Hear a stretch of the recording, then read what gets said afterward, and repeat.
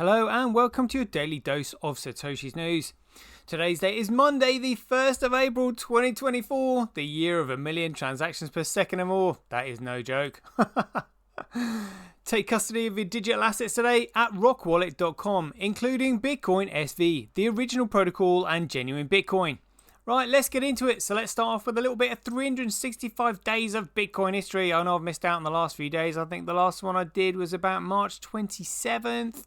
I'm always adding new bits in here because I'm researching as I go along and you find interesting parts. So we are on March 28th. There we go. Check it out. So on March 28th, 2019, Craig Wright wrote a blog post entitled "Why the Protocol is Set," with a picture here saying, "Whomever pulls the sword from the stone will be at a top candidate in the high potential succession pool." Yeah, exactly, yeah. Because it's set in stone. It has to be set in stone so that nobody can change it and therefore no one controls it. Pretty simple, but that was a great article there by the man himself. Also, on the 28th of March last year, papers associated with Bitcoin and related topics in law, part, I think that's 15, Craig Wright also wrote this. Check it out. Check it out.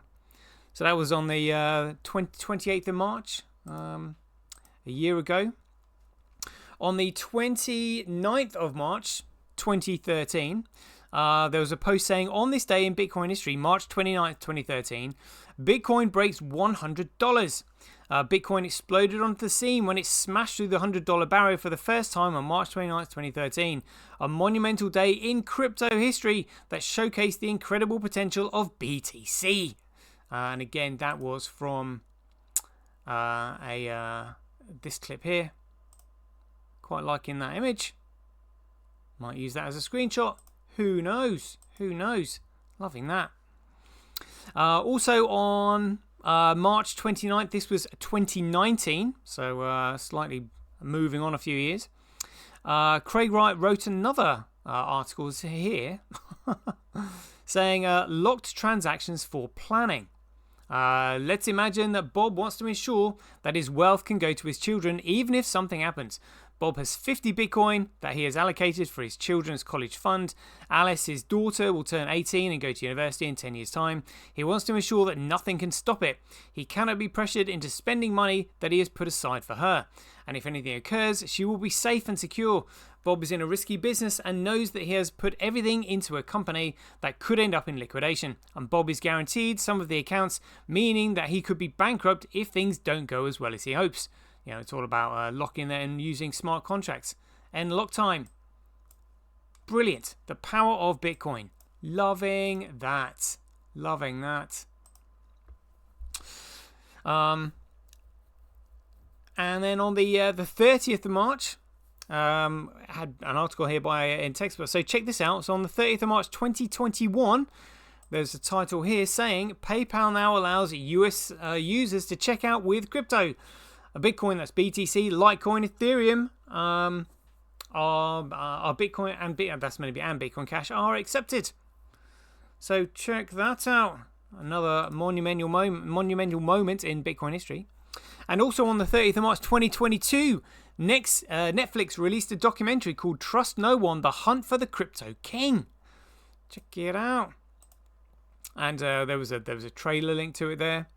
And this was all to do with the disappearance of Jerry Cotton, the founder of Quadriga Exchange, which was a Canadian exchange that went missing, or he went missing, apparently with $190 million worth of Bitcoin on the exchange. Honestly, the whole thing just stinks to high heaven of suspicion, if you ask me. You know, because the coins that were allegedly locked in wallets that nobody had the password for started moving, even though he's meant to be dead. So and apparently his girlfriend was like dancing at his funeral, or whatever. It's just things just didn't add up, But that's the shenanigans in the crypto sphere. So then on the 31st of March 2011, so March 31st, Bitcoin Brazil opens a service for face-to-face exchange in Brazil Reals and US dollars. That was from 99 Bitcoins. And 31st of March 2021, an iPhone user lost $600 million after downloading a scam Bitcoin app from Apple's store. Dear, oh dear, you would be pissed. And it says, just to rub it in, it says it would be worth around $1 million today. Bit more than that now. Oh dear, oh dear, oh dear, dear, oh dear. Just by the way, in case you didn't know, BTC is a scam. There we go. I said it. And then 1st of April. So on the 1st of April, just today's day, on the anniversary, 2013, the Financial Conduct Authority was created. There we go. And that followed on from the financial regulations, something or other. The Financial Conduct Authority is a financial regulator. Yeah, blah, blah, blah, blah, blah.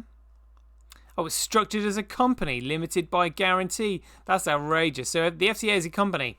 So that means it has absolutely no authority whatsoever because it's a corporate entity. That's hilarious. Let's see what it was. The history. Financial Services Act. Oh, there we go. Yeah, so it followed on from the abolishment of the Financial Services Authority. So now it's the Financial Conduct, because it's not actually providing a service. Anyway, so look at that. Structured as a limited company. Outrageous. Absolutely no authority whatsoever. That's probably why they had to put the word authority in the name to deceive people. Oh, the Financial Conduct Authority. Yeah, but we don't have any. Honestly, when you know what's going on in the world today, shocking, shocking. And also on the 1st of April 2017, check this out, the anniversary, Japan declares Bitcoin as legal tender. Check it out, there we go. So it says Japan declares Bitcoin as legal tender. Bitcoin has now been declared as legal tender or payment method in Japan, effective April 1st, 2017. Wow, that was. I mean, talk about getting global recognition by, a country like Japan. Amazing.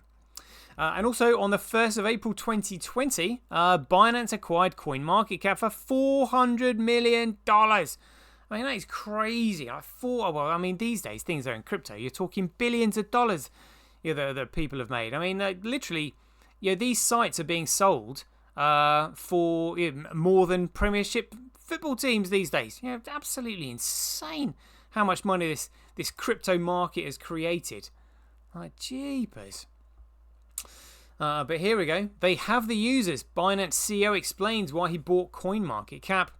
Even though their money generation mechanism is not as strong as Binance, they do have users, CEO ZZ tells CoinDesk. It's a very valuable platform, so that's why they bought it for the user base. Binance just bought the top of the funnel. The largest cryptocurrency exchange by market volume has acquired popular data site CoinMarketCap for an undisclosed price. The company's announced Thursday. Binance CEO Changpeng Zhao told CoinDesk that the deal closed March 31st, although a verbal agreement had been reached a few months ago. There we go. So they purchased it on April the 1st in 2020. Wow. Big money there. There we go. So that's your little bit of Bitcoin history up to date. So let's move on with some current news. Now, obviously, we're going to have to talk about this.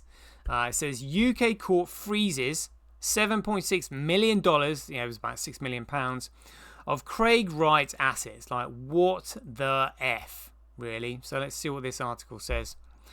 A British court has issued a global freeze on $7.6 million worth of Craig Wright's assets, effectively blocking him from transferring the funds abroad.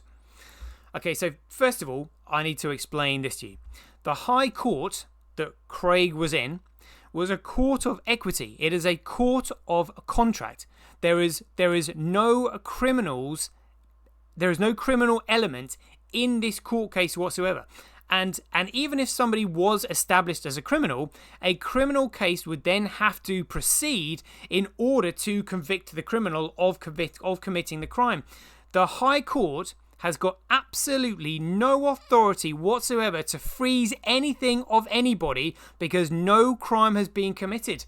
This is absolutely outrageous because it's a high court. It's not a criminal court. It's a court of equity and contract. So what is the judge doing making a global freeze on anyone's assets? He has no authority to do it whatsoever. Absolutely outrageous. But again, CSW's lawyers didn't rebut the presumptions of court. And again, I actually saw the order that the judge put out. It wasn't signed and it wasn't sealed. Literally, it's completely illegitimate. The judge didn't sign it, which means he's not taking accountability for it, and it wasn't sealed, which means it's not authorized. There was a stamp on it, like an administration stamp. That's it. Literally. So I think that's what everybody really needs to know. It's outrageous what's going on. Absolutely outrageous. I mean, but Craig seems cool as a cucumber about it, really. I'm guessing he's got plans, and by the figures that we'll look at in just a minute, it does look like he's got plans. So fair enough. But also, I think they were trying to put a freeze on his Bitcoin that I've heard other shitcoiners like gloating about, and it's like, you do understand that this is BTC, your mother coin that you look up to and praise, and so if they can freeze Satoshi's Bitcoin that are in the Tulip Trust, they can freeze your Bitcoin, and you're celebrating that. You've always been saying, oh, Bitcoin is unconfiscatable, it's unstoppable, blah, blah, blah, blah, blah. Like, honestly, dumbness on another level when you realise, what's going on. So, a legal ruling earlier this month found Craig not to be Satoshi Nakamoto, the pseudonymous creator of Bitcoin, contrary to his previous claims. Judge James Miller, and again, he is acting, and styled as Justice James Miller. He's not using his real name. His real name is Edward James Miller. And it's only Edward, the name Edward, that identifies him as a living man. A person is a corporate fiction. And you cannot have two nouns together. You can only be one name. So you can be Edward. That's it. Who are you? I am Edward. If you say, oh, I am Edward Meller, particularly Meller being the Roman, the cognomen, which is the legal fiction that has been created by the Roman Empire, which effectively is the now turned into the Rothschild's Bank, which he is working as an agent for and not disclosing it, which is malfeasance in public office. If you're acting as a judge and you're not disclosing that what you're actually doing is acting as a third party representing the City of London, absolutely outrageous. So it says, Judge James Miller presides over the lawsuit initiated by the Crypto Open Patent Alliance. The judge concluded that Wright did not invent Bitcoin, write the original white paper, or develop the early versions of the Bitcoin software. Despite in a previous ruling, it was the same judge, James Miller, that actually said that Craig Wright expended substantial skill, and expertise in creating. He created the Bitcoin file format. Oh, they're nuts.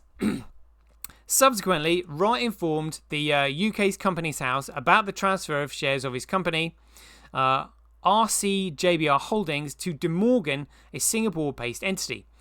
The decision to freeze Wright's assets, detailed in a recent judgment shared by the Bitcoin Legal Defense Fund, another bunch of nefarious Fs, aims to secure approximately £6.7 million in legal costs incurred by COPA. Documents from the court reveal the freeze prevents Wright from depleting his resources. The judge expressed concerns that Wright might attempt to move his assets offshore to avoid the case's costs. Wright had previously attempted to settle the dispute with COPA out of court in January to circumvent escalating legal expenses, an offer that COPA declined. There we go. So that's what it says. But you've got my opinion on that now. Well, it's not even my opinion. It's fact. They've royally stitched him up. But people say that Craig's playing 5D chess. Let's hope so. So there was also another article here by CoinGeek, just over 1 hour ago, 5 hours ago now. And it says, deal with it. UK judge ruled that Satoshi created BSV. All right, intriguing title there, Calvin. Let's see what's going on. So it looks like Calvin's actually written this himself. So let's see what it says. This just in, BSV blockchain, the technology, the name, the rightful claim to being the original Bitcoin protocol isn't going away, folks. It's time to debunk the many myths and misconceptions that surface in the wake of last month's UK court ruling that Craig Wright is not Satoshi Nakamoto, the author of the 2008 Bitcoin white paper and creator of the original Bitcoin protocol. In the wake of Sam Bankman-Fried being handed 25 years in prison, the crypto community is furiously flogging the message that SBF didn't represent the broader blockchain sector, and thus his crimes don't reflect negatively on them. That's very true. That's exactly what they're trying to do. Keep in mind that this is the same community that has been equally furiously pushing the narrative that Craig Wright was BSV, and therefore his recent legal reckoning spells doom for BSV. The problem with this argument is twofold. First, while Craig was undeniably a prominent figure in the BSV blockchain ecosystem, the technology was never dependent on any one individual. BSV is the only blockchain with a locked protocol, and also is the only one with a chain of signatures that goes back to the Genesis block, that honors the unilateral contract Satoshi offered to honest network nodes back in 2008.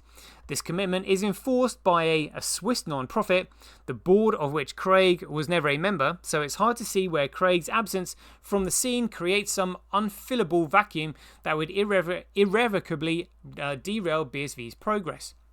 There's also the little noticed fact that in declaring that Craig Wright was not Satoshi, the judge affirmed Satoshi as the creator of Bitcoin.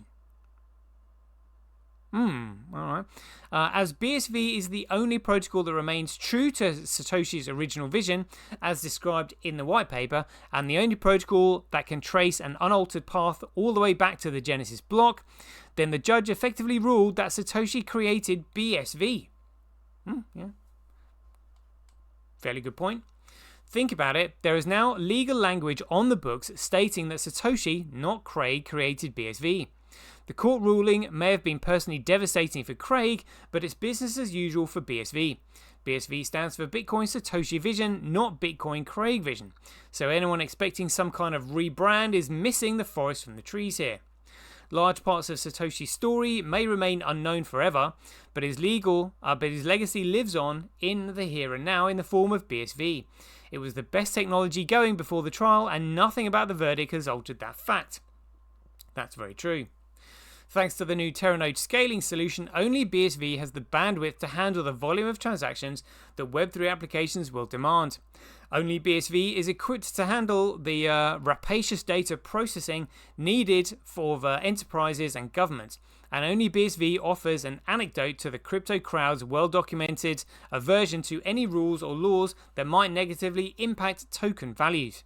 Basically, everyone reading this has one of two choices. Either the judge was wrong and Craig is Satoshi, and Satoshi created BSV, or the judge is right and Craig is not Satoshi, and Satoshi created BSV. But in both cases, Satoshi invented BSV, and Bitcoin Satoshi Vision is the world's only enterprise blockchain.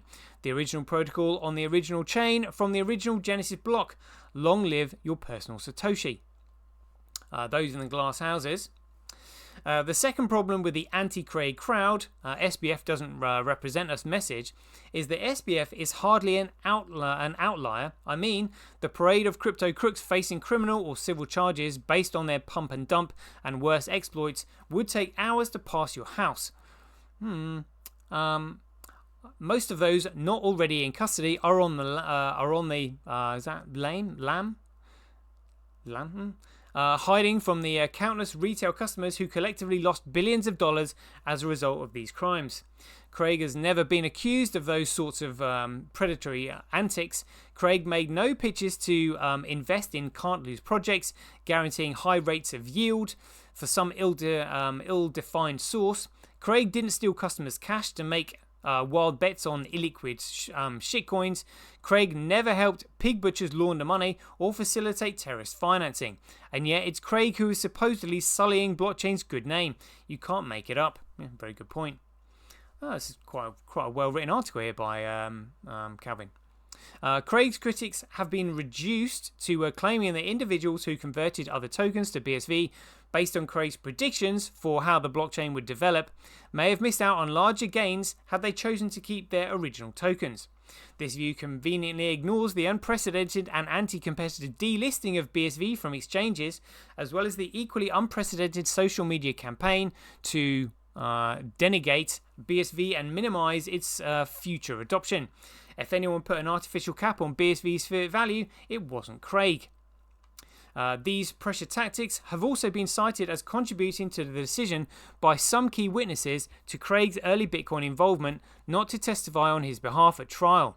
It's ironic that so many of those applying this pressure claim to be free thinkers who detest any type of groupthink and yet were only too eager to scream blasphemer at anyone who dared supporting Craig's cause. Craig's reputation may ultimately be redeemed as the true capabilities of the technology he championed become apparent to high-level decision makers. But this will take some time, as it will soon become clear that Craig was merely collateral damage in the wider ongoing attack on BSV. Craig's opponents in the UK trial were the Crypto Open Patent Alliance, a motley mix of digital asset exchanges and Silicon Valley agents. They fear, with good reason, BSV's ability to seriously disrupt the crypto casino token model, US-based payment systems, and the advertising-driven Web2 social media space. Put simply, BSV had to go. And if Craig was considered by some people to be the public face of BSV, then he was the logical first target. But this was never solely about Craig, so the attack won't stop him. Together with other digital gold enthusiasts, Copa will continue to press the narrative that blockchains are for speculative purposes only. It's up to BSV to offer a legally compliant and technology unbeatable alternative to this false promise. In the end, it matters not if Craig isn't Satoshi, it never did. The technology is the only story. The technology created by Satoshi, the technology that is BSV. Awesome! I feel like I want to give that a round of applause, Calvin. Great article there, great article. Loving that. Right, let's get into the figures. Let's see what's going on. Let's just refresh this page a little bit. So we've got Bitcoin at $99. And so we've got the B crash block reward just 2 days away, 12 days away for Bitcoin. But transactions right down at 21.1, block size 90.4. Still relatively big blocks though coming through. Look, 167, 119, 131, 385, 165, 136. And remember, B core coin has only got 1 to 2 megabytes per block, and that's a column of 30. So one of these blocks has got more data in it than the entire column of core coin. Crazy. It's currently 2% more profitable to mine on core coin, but who really cares? But look at this. So it's just 0.3% more profitable to mine on B crash, 1.9% more profitable to mine on core coin compared to Fisher Price Cash, but who cares? So it's all about the mining. Look at this. That is absolutely hilarious. Let's just see if we can enlarge that. Look at that. So other mining pools with 81.94. I'm not going to tell you what I think is going on here, but those of you who follow my show will know what I'm laughing at when they see this. Absolutely hilarious. So literally all these other miners on here, via BTC, the largest miner is only winning 7.64% of the block rewards on B crash. And it's still only 0.3% more profitable to mine on B crash than BTC. But you're still only winning 7.64% of the entire block rewards. Oh dear, honestly, the wrath, Satoshi will have absolutely, he will have no remorse, no sympathy. I'll think of the name later. But at least those in BTC, they have an excuse. They've been hoodwinked by the ticker symbol. Literally, but those in BCH have got absolutely no excuse whatsoever. They cannot say we got hoodwinked by the ticker symbol. It wasn't our fault. They have not been hoodwinked by the ticker symbol, and they are mining a corrupt protocol. Like, literally, Satoshi has got no sympathy for these shitcoiners at all. At all. They will be wiped out. It just cracks me up when I see that. Oh dear. Oh dear. And this is a Fisher Price cash. So mining Dutch with 60.42% on that. And Bitcoin steady as a rock. Steady as a rock. Although I'm not sure. Well, certainly Tau with 54.1. But we'll have to cross-reference the mining on here in comparison to what's on chain. Because I'm not sure if it's... Because it hasn't really moved. So let's do that now quickly. This was interesting over the month. Because there were quite a few other miners on here. This month, look at 1, 2, 3, 4, 5, 6, 7, 8. There were 9 miners on there at one point. Not so many now, just 5. But I guess the mining charts on CoinDance are relatively I think Gorilla Pool is chucked in with other miners, I think, so that's why that's not listed on CoinDance. But yeah, anyhow, Tau with 52.7%. Calvin will be very pleased with that one. Very good. Let's have a look at CryptoQuant. Yep, look, the exchanges, they're still cashing out, even though the price is going up. That's crazy. Let's see what's going on with the Tether weather. Just going back to $1 market cap. Nothing happened over the last 24 hours, but over the last 7 days, we went from market cap of a low of what's that, about 103 billion. 103 billion. What a joke. Where are we now? And 104.4. Okay, so 104.4. Okay, so about $500 million gone in. 500 million over the last 7 days. Jeepers. That's crazy when you realise what's going on. And let's have a look at the market. So there's currently a market cap of $2.6 trillion. Oh my god. Looks like we had a dip in BTC there. Still got a market cap of $1.3 trillion. Good grief. Let's just have a look at Bcrash. So somebody was pointing out about how the price shot up the other day. Just coming down a little bit there. See what that looks like over 7 days.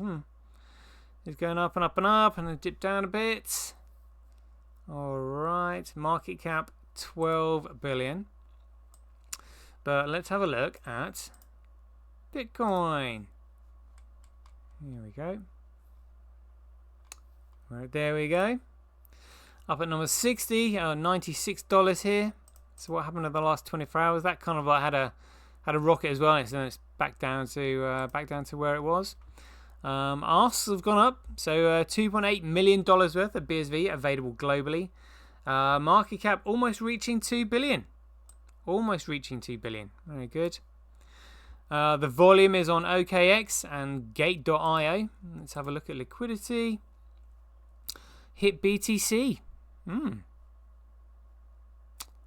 Right, Coin DCX, Changely Pro. Interesting. Let's have a look at Terranode. So the last block that I think I saw had 1 million transactions per second was created, I think it was 19 hours ago. Let's just refresh that page a little bit. So not producing any testnet blocks right now. Where was that 1 million transactions per second block? I'll be on the next one. There it is. Yeah, so it was just under 24 hours ago at 5:32 p.m. yesterday. 1 million transactions per second. the only network on Earth that can handle that type of data throughput because of the a horizontal scaling program, honestly. And is it getting any mainstream coverage? Not really. Not really. Absolutely crazy. But there we go. Right, I hope you enjoyed this show. If you enjoyed these updates, please ding a donation for your appreciation to Satoshi at handcash.io. They're always gladly accepted and appreciated. So we'll leave it there. Hope you enjoyed it. And as ever, be aware, take care, stay safe out there, and we'll see you in the next one.